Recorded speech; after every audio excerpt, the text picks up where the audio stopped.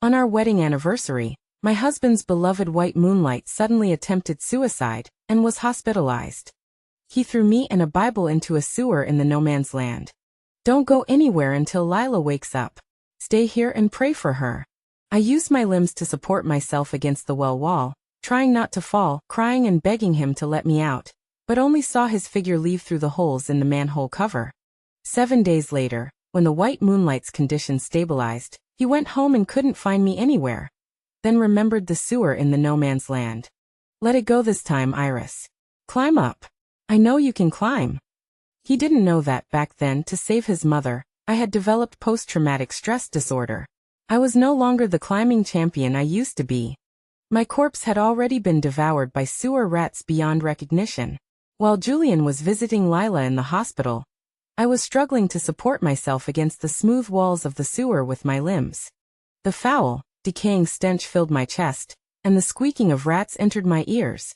My foot suddenly slipped, and I fell into the abyss in despair. 4 days ago, I was still looking forward to my husband coming home to celebrate our anniversary. Unexpectedly, Julian received a call as soon as he returned. He frowned, his expression angry.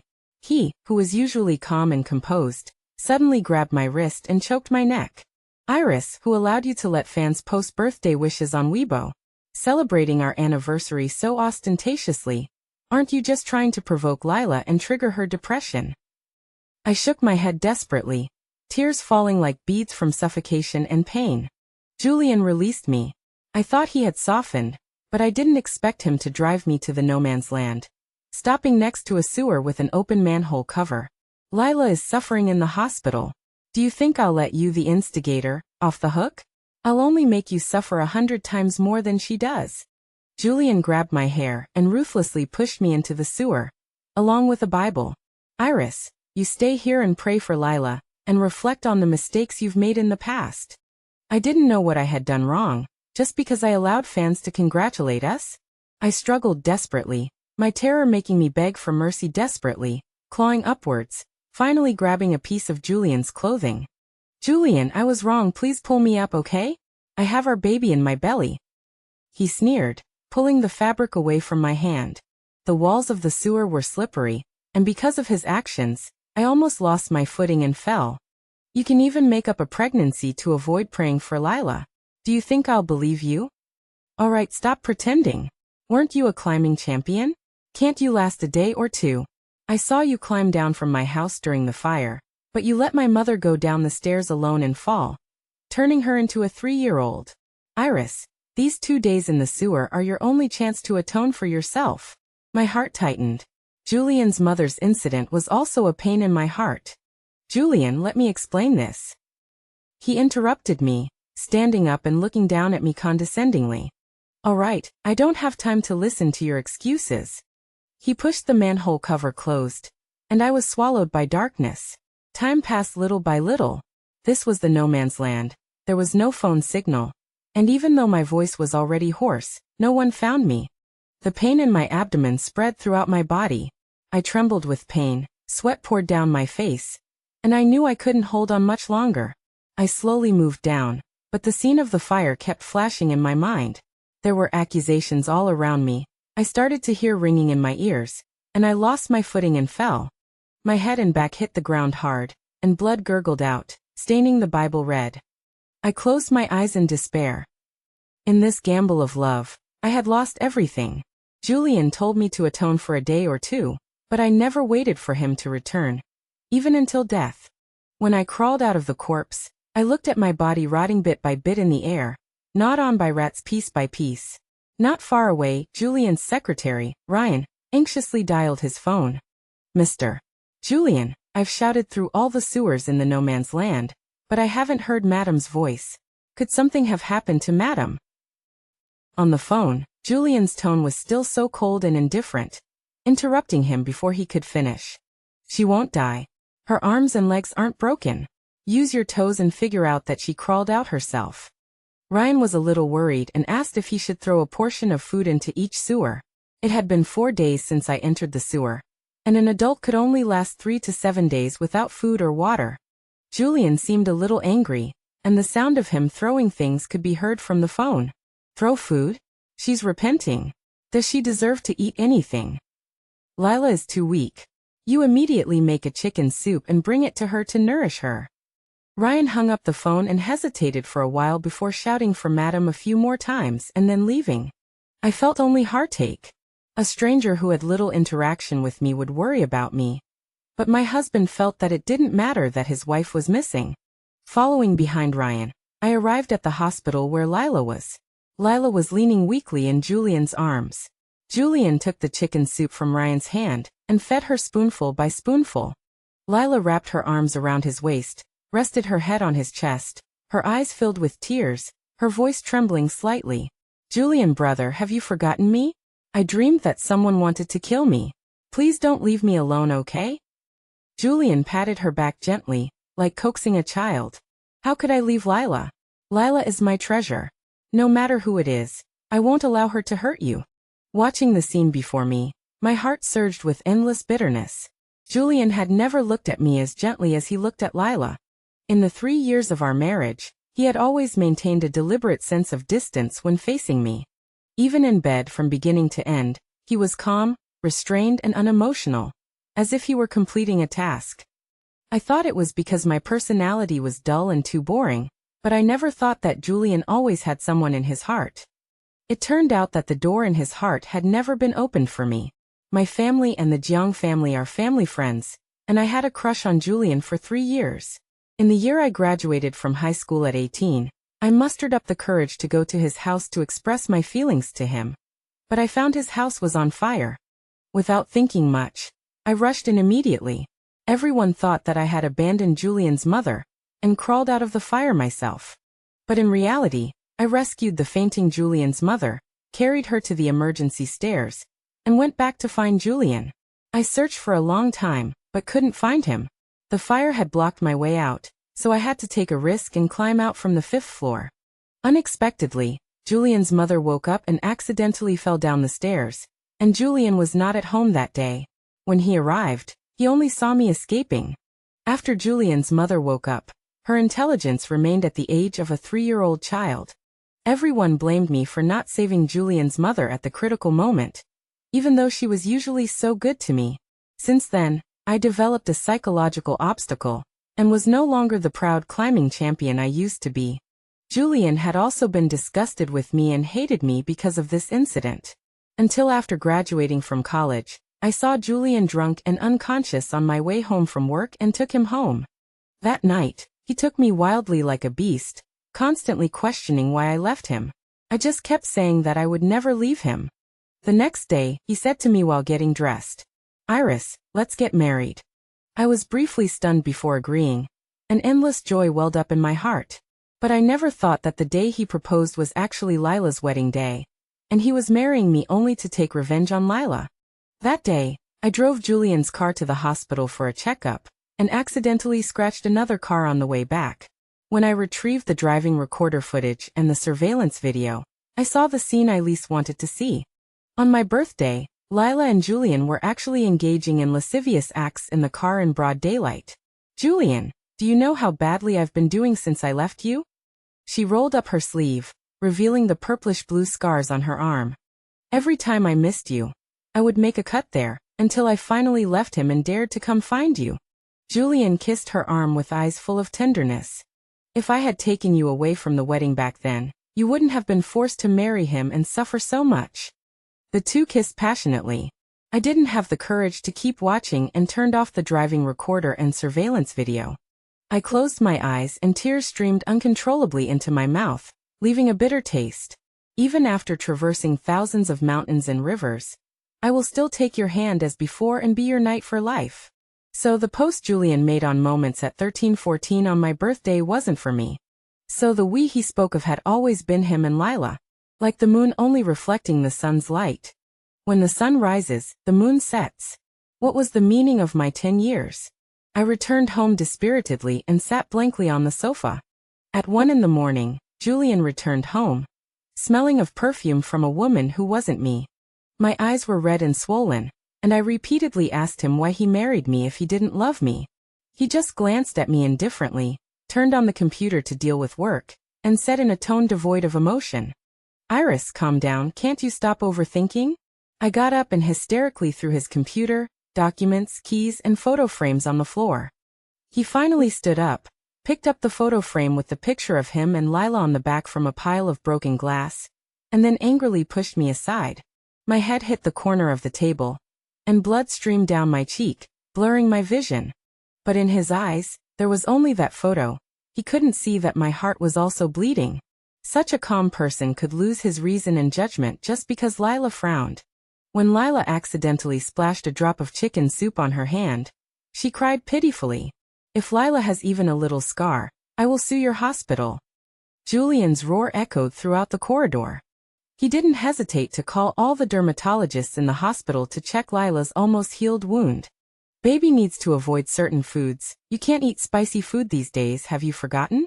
Your stomach has never been good. I'll personally make you pumpkin porridge later. I just watched coldly. Julian always responded to Lila in everything, and everything was settled. When I had a stomach illness and needed surgery, Julian clearly promised to come and be with me, but he never showed up. I called him from the operating room, but he only refused coldly on the phone. I'm working. I don't have time to put on a melodramatic act with you.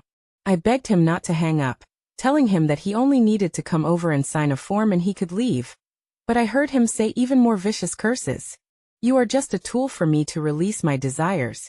Even if you die, it has nothing to do with me. Have you ever seen anyone have feelings for a fleshlight? Now as he wished, I am dead.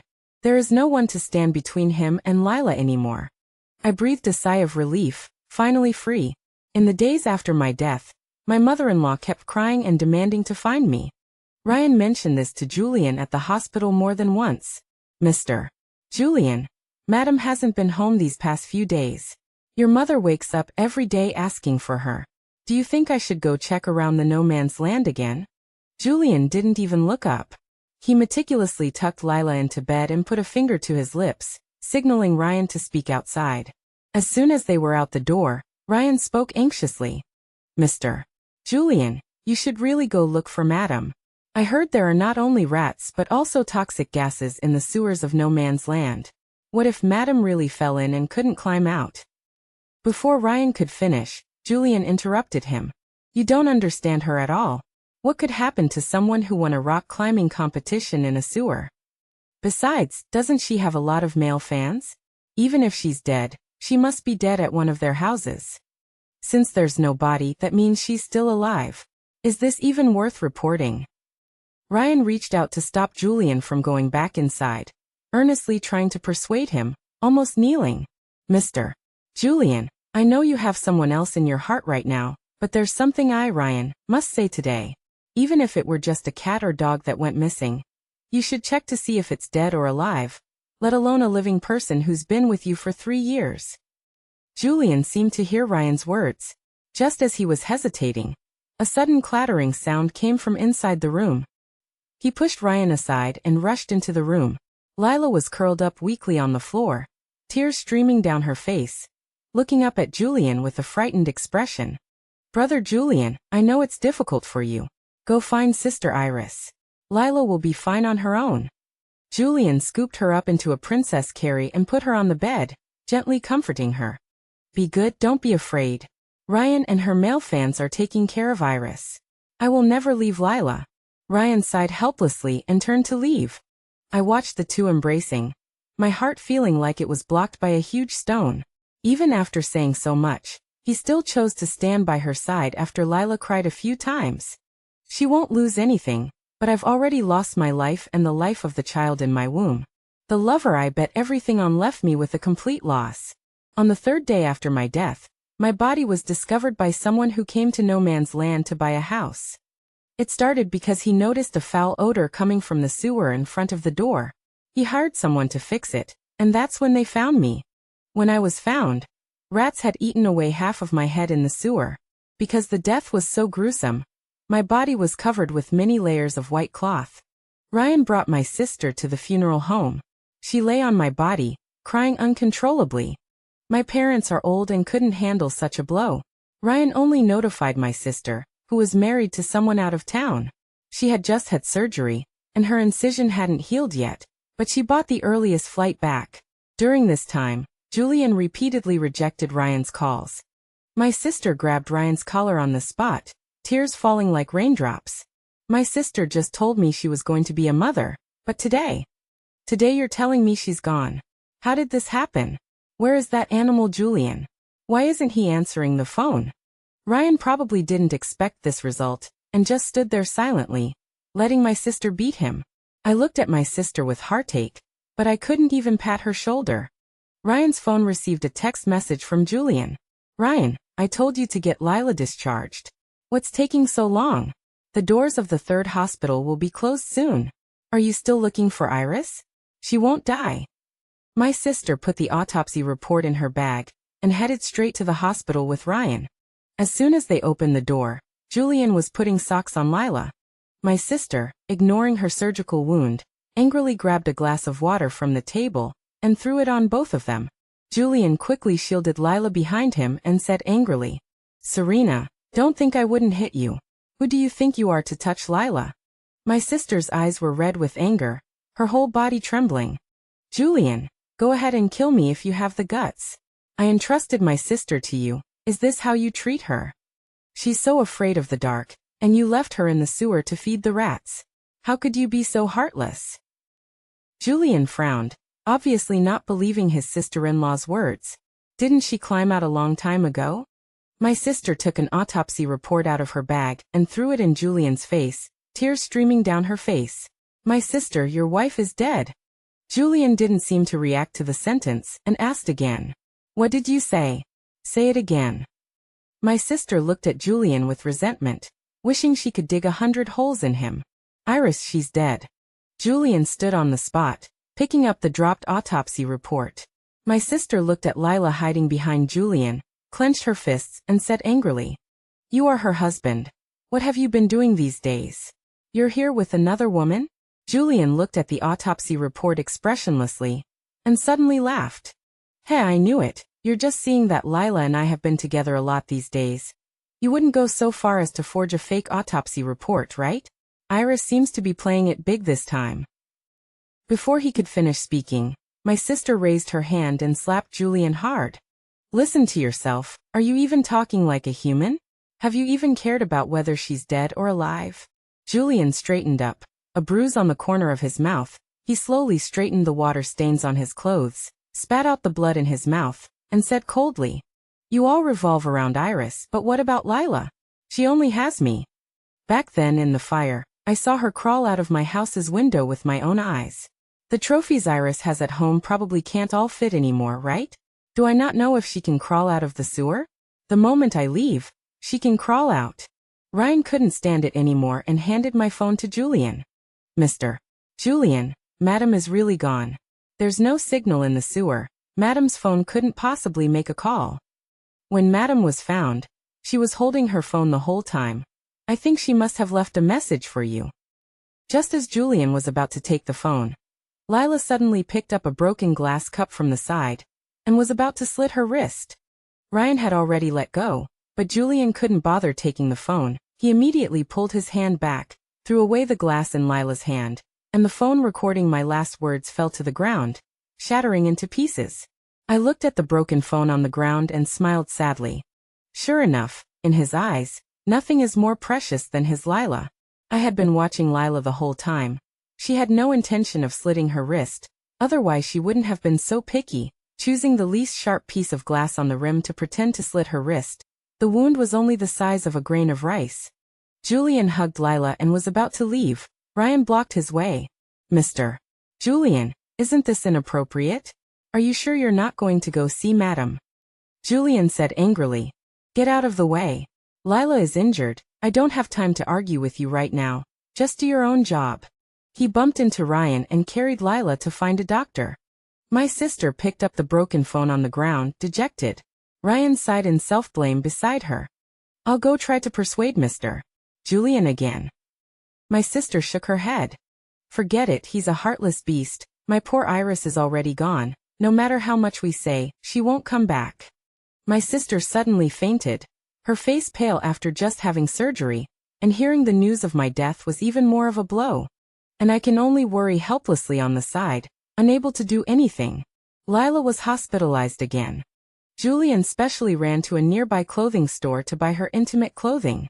Hello, I want to buy a women's bra and panties. A C-cup bra, please. Leaving the clothing store, he ran to the supermarket to personally select sanitary napkins. Hello, I want 2 packs of daytime sanitary napkins, something thin. The saleswoman smiled. Buying them for your wife, right?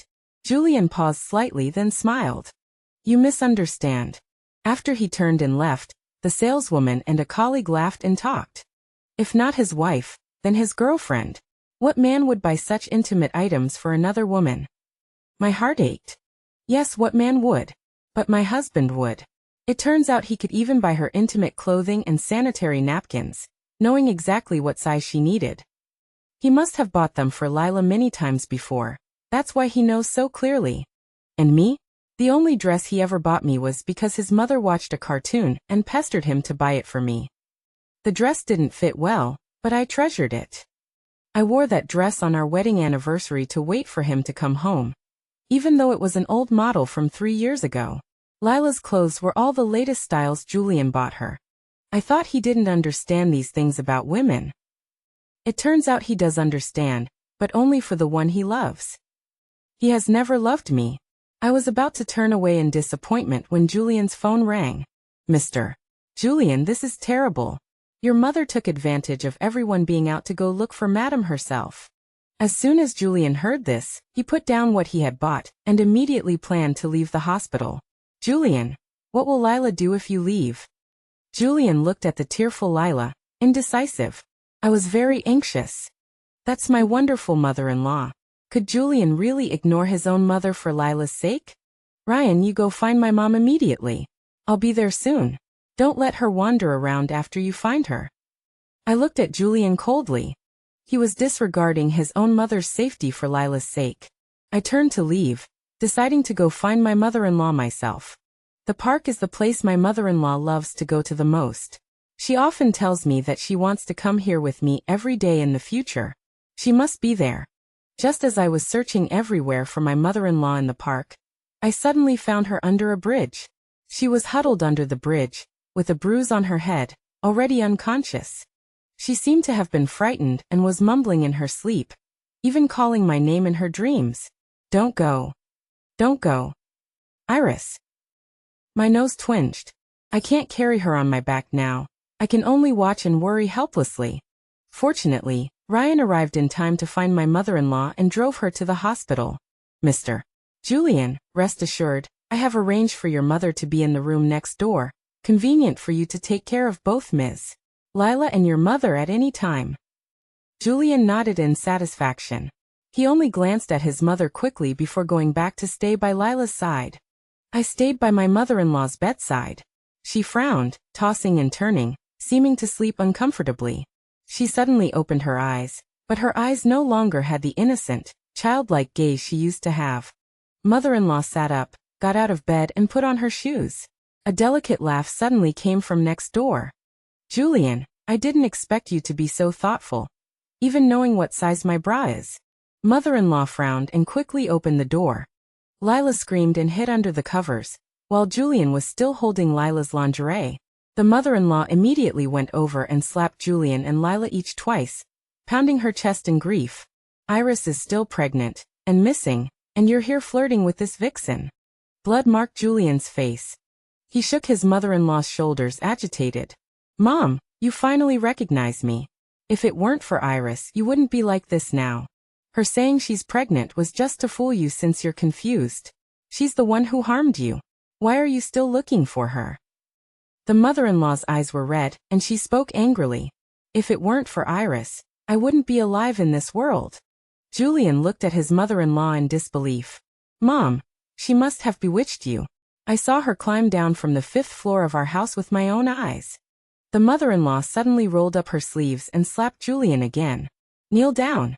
You heartless wretch. Iris put me on the fire escape. If she hadn't gone back to find you and been blocked by the fire, why would she have jumped from the 5th floor? Tears welled up in the mother-in-law's eyes. If it weren't for this woman behind you coming to our house to find you, and I wouldn't agree to you being together. She threatened to burn me to death. How else would our house have caught fire? Julian sat powerlessly on the ground. He picked up his phone and dialed my number. Sorry, the number you have dialed is switched off.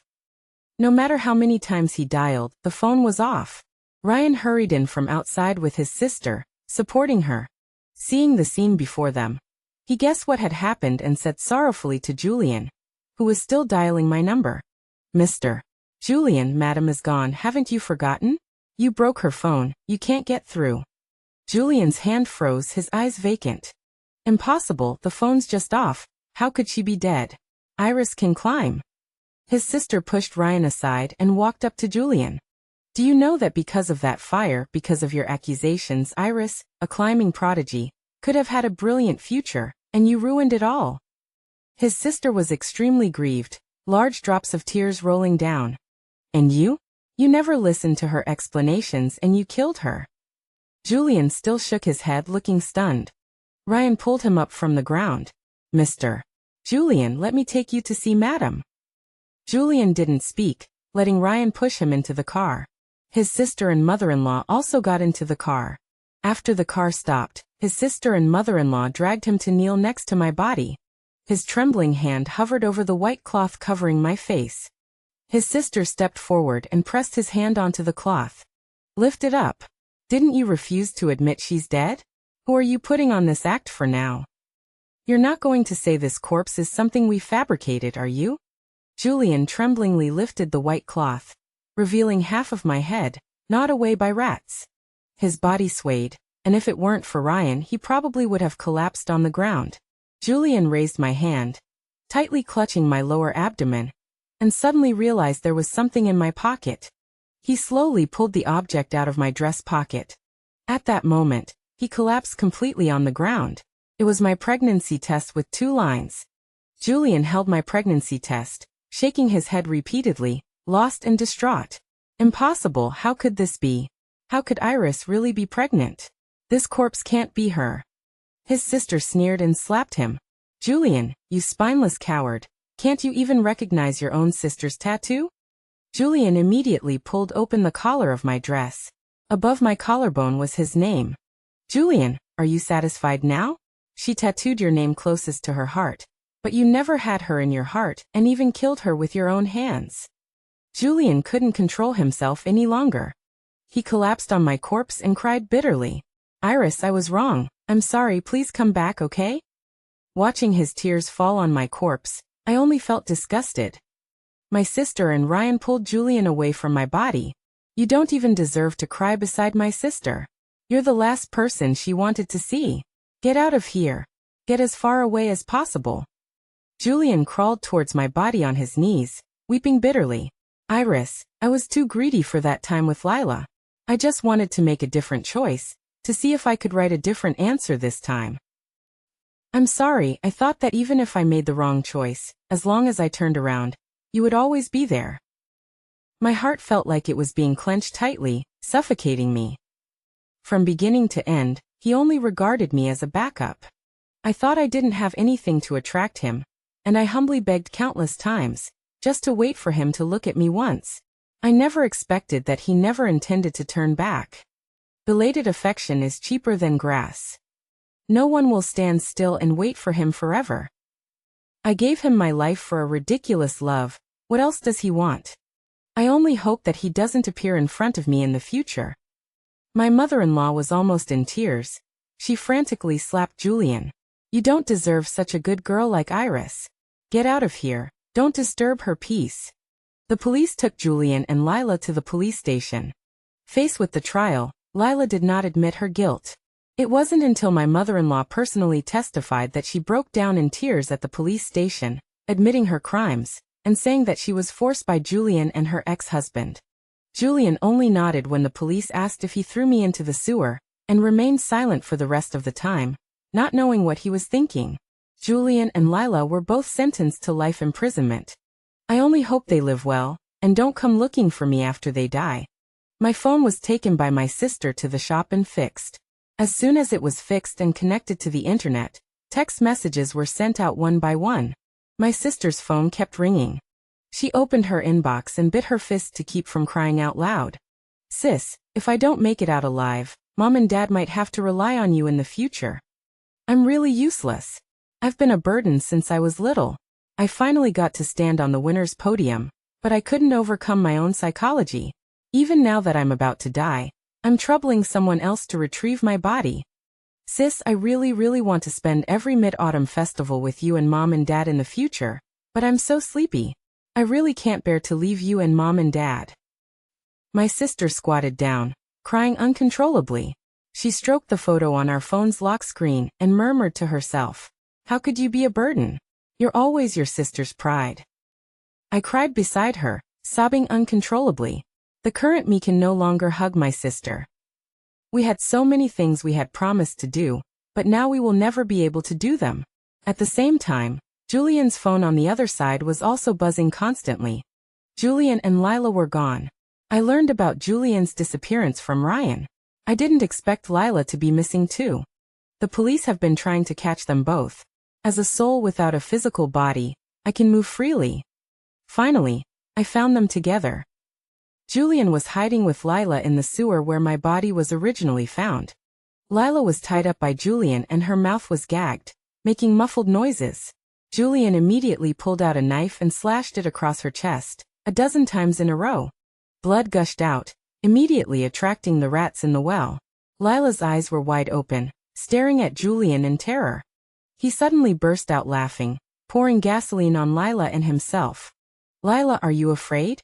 However afraid we are now. That's how afraid Iris was all alone down there that day." He took out his buzzing phone from his pocket, opened his voicemail, and listened to the voice messages I sent him when I was alive, over and over again, tears streaming down his face. "Julian, I was wrong. Can you let me out? I feel like I can't hold on any longer. Didn't you say you were going to reflect for 2 days? Why haven't you come back? Don't you want our baby anymore?